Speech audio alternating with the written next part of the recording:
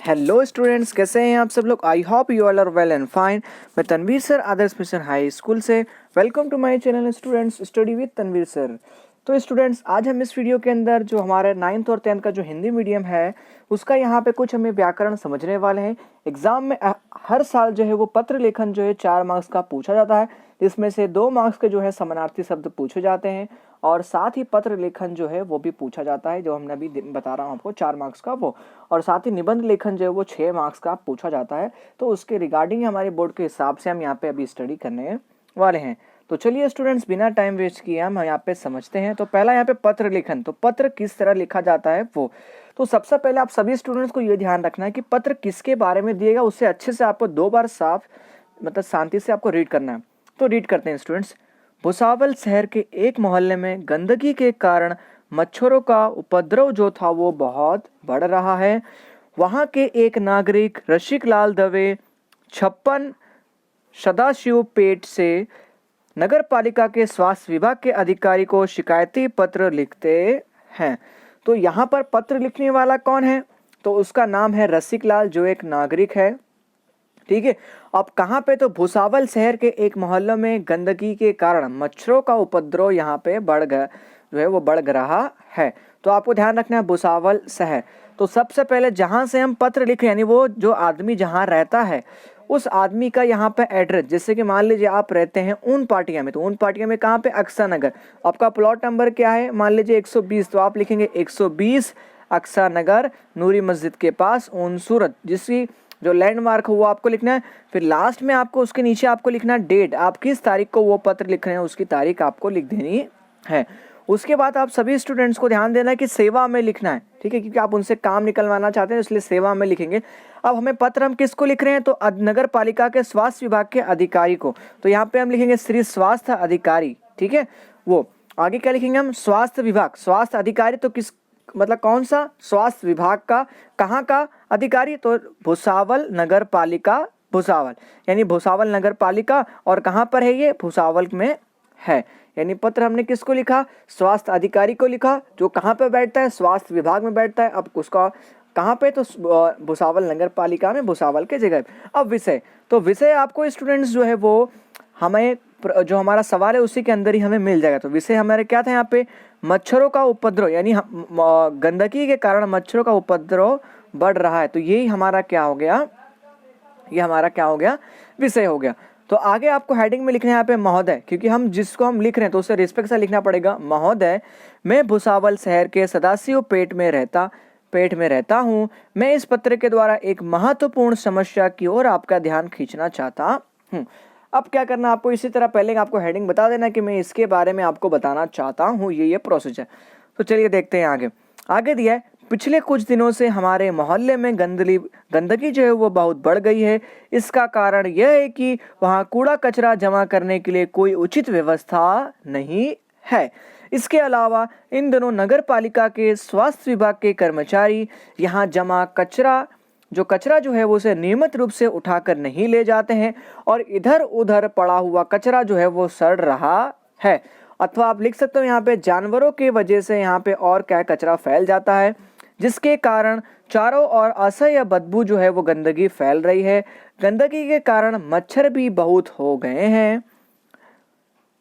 आसपास के कुछ लोग मलेरिया के शिकार हो चुके हैं। अगर जल्दी यह गंदगी साफ नहीं की गई तो संक्रामक रोग फैलने की संभावना है और बहुत बड़ी महामारी यहाँ पे फैल सकती है। मतलब मच्छरों का उपद्रव जो है वो बढ़ सकता है। फिर आपको जब आप अपना जो पत्र है जो है जब फिनिश कर रहे हैं तो वहाँ पे आपको आखिरी पॉइंट यहाँ पे लिखना है, अंततः आपसे निवेदन है कि मोहल्ले के नागरिकों के स्वास्थ्य का ध्यान रखते हुए कृपया निम्नलिखित व्यवस्था शीघ्र करने का कष्ट करें। आप चाहे किसी भी तरह का यहाँ पे पत्र लिख रहे हो, वहाँ पे आपको लास्ट हेडिंग ऐसे लिख देनी है कि मुझे आशा है कि आप मेरा काम करेंगे। ठीक है, जिसके लिए आपको मैं धन्यवाद कहता हूँ। तो ये आपको इस तरह की हेडिंग जो है वो आपके जो पत्र के हिसाब से राइट कर देनी है।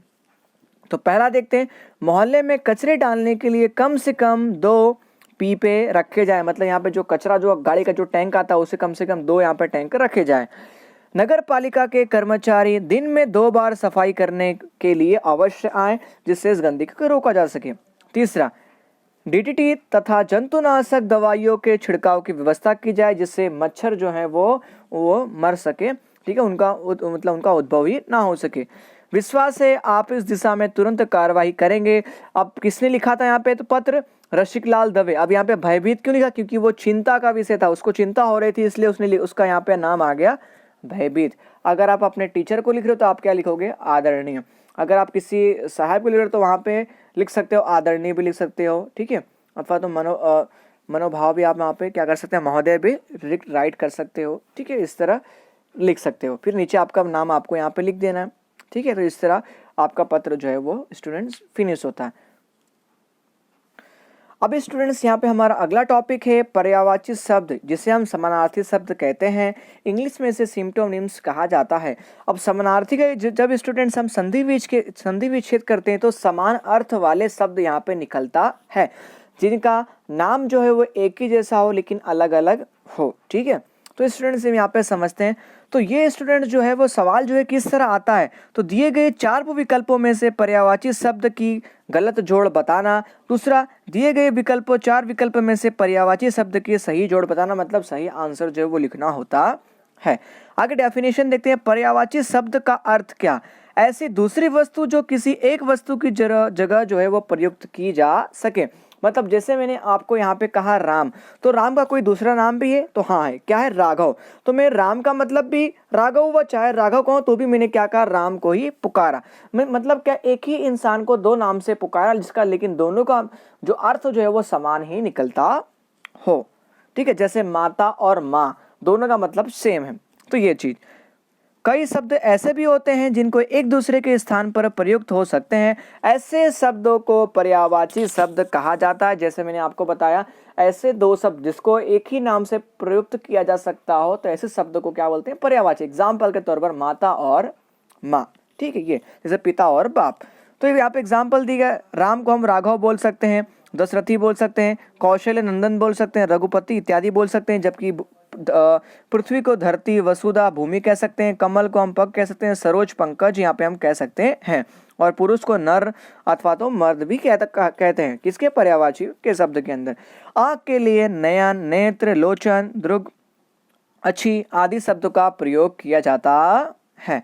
आगे देखते हैं स्टूडेंट्स। तो इस प्रकार समान अर्थ प्रकट करने वाले शब्दों को समानार्थी अथवा तो पर्यायवाची शब्द कहा जाता है। ये इसकी छोटी सी डेफिनेशन है। आगे देखते हैं पर्यायवाची शब्दों का महत्व। पर्यायवाची शब्द भाषा की व्यापकता सूचित करते हैं। जिस भाषा में एक वस्तु, प्राणी या स्थिति के जितने अधिक पर्यायवाची शब्द होते हैं, वह भाषा उतनी ही अधिक समृद्ध मानी जाती है। यानी स्टूडेंट्स हमने क्या देखा? पर्यायवाची शब्द यह सूचित करता है कि जिस जाति, वस्तु, ठीक है, या फिर प्राणी या स्थिति, जिसके जितने अधिक पर्यायवाची शब्द होंगे वो अधिक समृद्ध मानी जाती है। तो इसका ध्यान रखना है, मतलब जिस शब्द के जितने ज्यादा अर्थ हो तो वो जाति जो है वो भाषा जो उतनी अधिक समृद्ध मानी जाती है। तो चलिए स्टूडेंट्स, यहाँ पे कुछ एग्जाम्पल दिए उसे हम देख लेते हैं। जैसे यहाँ पे दिया सूर्य, तो सूर्य का दूसरा मतलब क्या? भानु, रवि, ठीक है। वह मतलब क्या होता है? खर्च। धनुष मतलब क्या होता है? असुर अथवा तो क्या होता है? दानव। आगे देखते हैं। आगे दिया मजहब। मजहब का मतलब हिंदी में क्या है? जैसे हम कहते हैं धर्म कहते हैं, ठीक है। फिर कौवा मतलब क्या होगा? काग। समय मतलब वक्त, काल। प्रारब्ध यानी क्या होगा? भाग्य, नसीब। प्रतीक्षा मतलब क्या होगा? इंतजार। ग्रह मतलब क्या होगा? घर, आवास। उसके बाद आगे देखते हैं।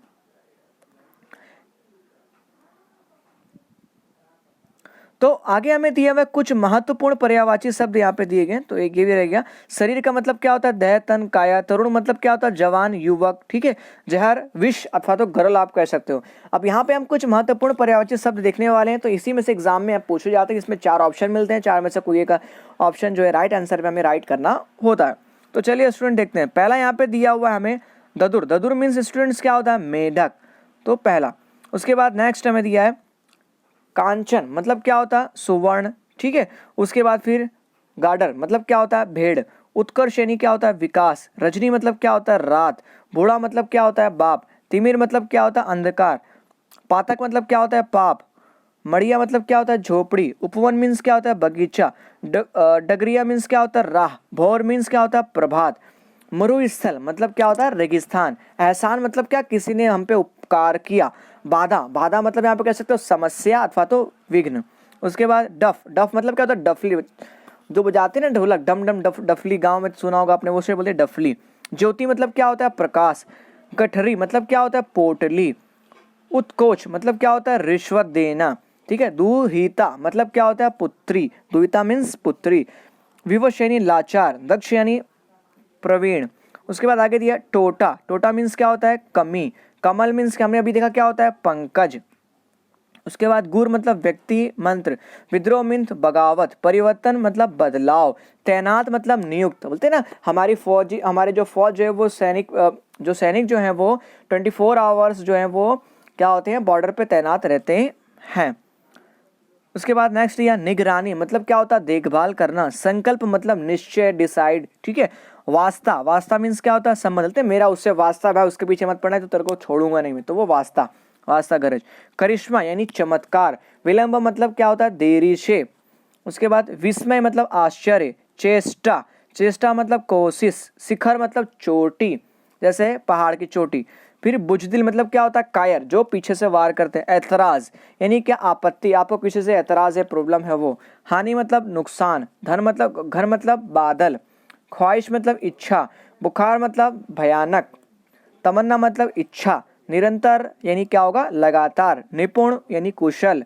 विश्वास यानी यकीन करना, ट्रस्ट करना। उपहार यानी भेंट। इम्तिहान यानी तसल्ली। नेक्स्ट देखते हैं आगे। सदमा यानी क्या होता, आघात।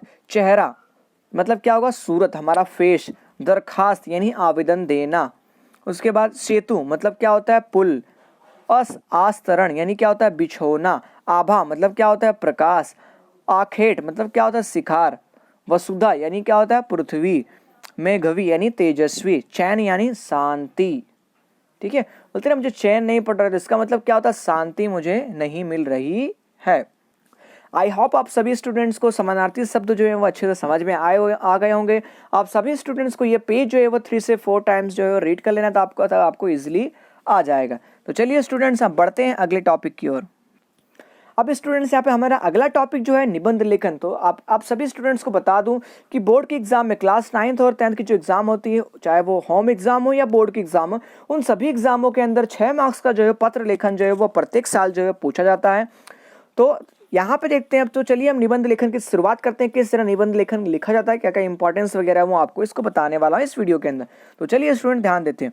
प्रश्न पत्र में निबंध का प्रश्न सबसे अधिक महत्वपूर्ण होता है, क्योंकि यह 6 नंबर का आता है, इसलिए आगे चलते हैं। प्रश्न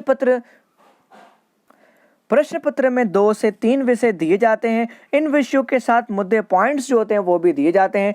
किसी से भी एक विषय पर लगभग 150 शब्दों में निबंध लिखने के लिए कहा जाता है। अब निबंध लिखने के लिए कौन कौन सी बातों का ध्यान रखना चाहिए वो हम जानेंगे अभी। वो देखते हैं। पहला पॉइंट, दिए हुए विषयों में से कोई भी एक विषय क्या करना, चुन लेना, और उसके साथ दिए हुए संकेतों पर हमें सोचना, ध्यान देना, ठीक है, विचार करना। निबंध का प्रारंभ विषय से संबंधित आकर्षक, स्वाभाविक होना चाहिए। निबंध किसी कहावत, चुटकुले या कविता के पंक्ति के उद्धरण से प्रारंभ किया जा सकता है। मतलब जो कवि, हम यहाँ पे कह सकते हैं निबंध जो है वो उस विषय से संबंधित कहावत, चुटकुले अथवा तो कविता के जो पंक्ति से उसका उद्धरण यहाँ पे जो शुरुआत जो है वो की जा सकती है। आगे देखते हैं स्टूडेंट, दिया हुआ है निबंध के मध्य भाग के मुद्दों को इस प्रकार लिखना चाहिए जिससे विषय का प्रतिपादन हो सके। निबंध लिखते समय विषयांतर ना हो, इसका ध्यान रहे, ठीक है। मतलब क्या, सारे विषय जो है मिक्स ना हो जाए।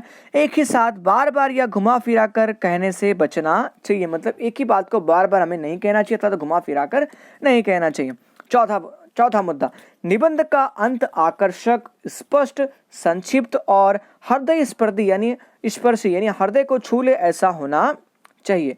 5वां पॉइंट, निबंध के भिन्न भिन्न मुद्दों के लिए अलग अलग परिच्छेद लिखने चाहिए, यानी अलग अलग पॉइंट जो है वो हमें लिखने चाहिए उनके अलग अलग मुद्दों के लिए। जैसे आपको 5 पॉइंट दिए गए हैं, तो आपको क्या करना है, उसके 5 पॉइंट आपको पैराग्राफ बना के लिखने हैं। 6, अलंकारिक भाषा एवं मुहावरे और कहावतों के उचित प्रयोग में निबंध का सौंदर्य बढ़ता है। यानी ऐसा बताया गया है कि जब भी हम पत्र लेखन लिखते हैं ठीक है, सॉरी पत्र नहीं निबंध लिखते हैं, तो वहाँ पे हमें मुहावरे और कहावतों का जो प्रयोग जो है बीच बीच में करना चाहिए, जिससे जो हमारा यहाँ पे निबंध जो होता है उसका सौंदर्य यानी उसकी सुंदरता जो है वो बढ़ती है।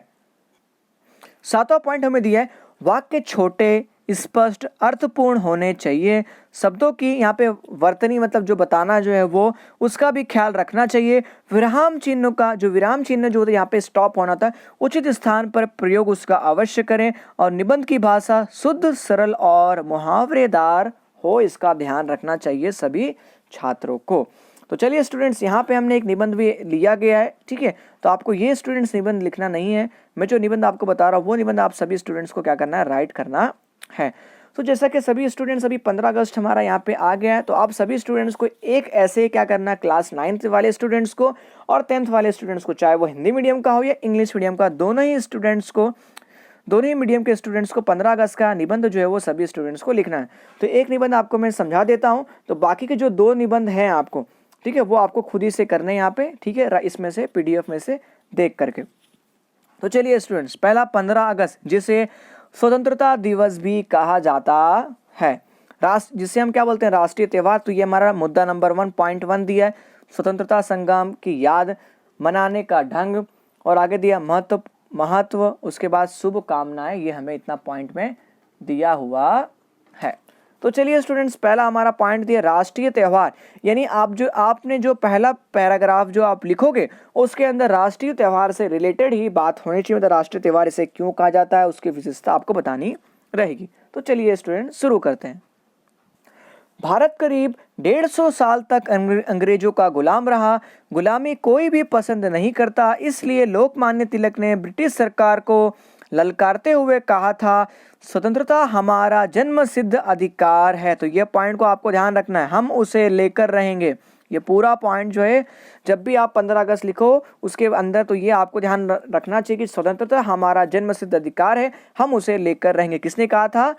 यहाँ पे लोकमान्य तिलक ने कहा था। गांधी जी ने भी अंग्रेजों को चेतावनी देते हुए कहा था, अंग्रेजों भारत छोड़ो। भारत की आज़ादी के लिए कई वर्षों तक आंदोलन जो है वो चलते रहे। तो इस प्रकार ये एक राष्ट्रीय त्यौहार घोषित कर दिया। अब स्टूडेंट दूसरा पॉइंट हमें दिया हुआ है स्वतंत्रता संग्राम की याद।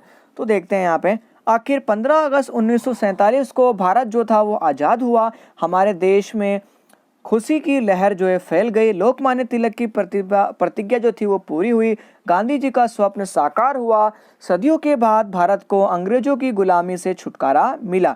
इसलिए 15 अगस्त को हम स्वतंत्रता दिवस के रूप में मनाते हैं। यह हमारा राष्ट्रीय त्यौहार है। इस त्यौहार को मनाकर हम अपने राष्ट्र की स्वतंत्रता की रक्षा के लिए संकल्प करते हैं। मतलब क्या करते हैं, उस पर मतलब विचार करते हैं, डिसाइड करते हैं, ठीक है। इस राष्ट्र की एकता और अखंडता को, जिससे क्या होता है, हमारे को बल मिलता है 15 अगस्त के दिन, जिसमें सारा जो लोग जो होते हैं पूरे देशवासी मिलकर उस 15 अगस्त को क्या करते हैं, यहाँ पे सेलिब्रेट करते हैं। 15 अगस्त के दिन हम देश के वीर शहीदों को याद करते हैं। उनके त्याग और बलिदान से हमें देशभक्ति की सीख मिलती है और उनके प्रति आदर और सम्मान जो है वो बढ़ता है। तो ये हमारा सेकंड पॉइंट में था, स्वतंत्रता संग्राम की याद। अब तीसरा स्टूडेंट्स, अगर आप पॉइंट यहाँ पे देखेंगे तो तीसरा पॉइंट जो वो दिया हुआ है मनाने का ढंग, यानी 15 अगस्त जो है स्वतंत्रता दिवस जो है वो उसे हम किस तरह यहाँ पे मनाते हैं, उसका ढंग हमें यहाँ पे देखने को मिलेगा। तो देखते हैं, स्वतंत्रता यह दिन देखने के लिए हजारों भारतीय वासियों ने सदियों तक संघर्ष किया, क्योंकि पहले लोग बेचारे आज़ाद नहीं थे, ठीक है। तो स्वतंत्रता देखने के लिए लोगों ने हजारों वर्ष वेट किया। इसलिए ना जाने कितने आंदोलन, मतलब इसी के लिए न जाने कितने आंदोलन हुए, कितनी बार सत्याग्रह करना पड़ा, कितने क्रांतिकारियों को फांसी दे दी गई, भारत माता के कितने सपूतों यानी उसके जो पुत्र जो थे वो उन्होंने सारी जिंदगी जेलों में गुजार दी। तब कहीं जाकर 1947 यानी 15 अगस्त 1947 के दिन हमारे जो आज़ादी जो है हमें नसीब, यानी हमारी यहाँ पे नसीब हमको हुई। तो ये था हमने वो। अब उसके बाद देखो किस तरह मनाते हैं, आके देखते हैं यहाँ पे और दिया महत्व क्या है, वो सब चीज़ वगैरह। तो 15 अगस्त को सार्वजनिक छुट्टी रहती है। इस दिन सुबह से उत्साह का वातावरण रहता है, जगह जगह ध्वजवंदन होता है, सरकारी भवनों पर तिरंगा झंडा फहराया जाता है। इस अवसर पर स्कूल कॉलेजों में तरह तरह के कार्यक्रम रखे जाते हैं। चारों ओर देशभक्ति से भरपूर गीत सुनाई देते हैं आकाशवाणी और दूरदर्शन से राष्ट्रभक्ति के कार्यक्रम प्रसारित किए जाते हैं। भारत की राजधानी दिल्ली में हमारे प्रधानमंत्री जो हैं वो लाल किले पर तिरंगा झंडा फहराते हैं। इस अवसर में राष्ट्र को वो संबोधित करते हैं। तो आखिरी पॉइंट हमारा यहाँ पे शुभकामनाएं, ठीक है, मतलब जो महत्व था वो भी इसके अंदर आएगा और शुभकामनाएं। तो हमारा स्वतंत्रता दिवस अमर रहे और भारत माता की जय, ये इतना यहाँ पे लिख दिया गया। उसके बाद नेक्स्ट यहाँ पे एक और दिया गया, यहाँ पे हमें जो यहाँ पे निबंध जो है वो आप सभी स्टूडेंट्स को लिखना है। इससे मैं आपको समझाऊंगा नहीं क्योंकि आपको पहले वाले से ही आपको समझ में आ गया होगा। तो इसे मैं उसी तरह उसके पॉइंट्स दिए, उसी पॉइंट्स के मुताबिक आपको क्या करना है, यहाँ पे पैराग्राफ बना के जो है वो लिखना है। ठीक है स्टूडेंट्स, तो आपको क्या करना है, यहाँ पे जो हमारा दूसरा जो निबंध लेखन है, विज्ञान एक वरदान, ये एग्जाम में इंपॉर्टेंट है। ठीक है, 6 मार्क्स के लिए आता, तो आप सभी स्टूडेंट्स को इसे लर्न कर लेना है। और यहाँ पे तीसरा जो है एक और लेखन आपको मिलेगा यहाँ पे, तो वो नहीं है, लेकिन क्या करना, आपको 2 ही याद कर लेना है। ठीक है, तीसरा एक और जो है वो आपको नेक्स्ट आपका जब पीरियड आएगा सैटरडे के दिन, तो उस दिन जो है वो आपको मिल जाएगा। आई होप आप सभी स्टूडेंट्स को ये वीडियो अच्छा लगा होगा, तो कमेंट सेशन में जरूर बताएं। ठीक है, ओके स्टूडेंट्स, मिलते हैं अगले वीडियो में।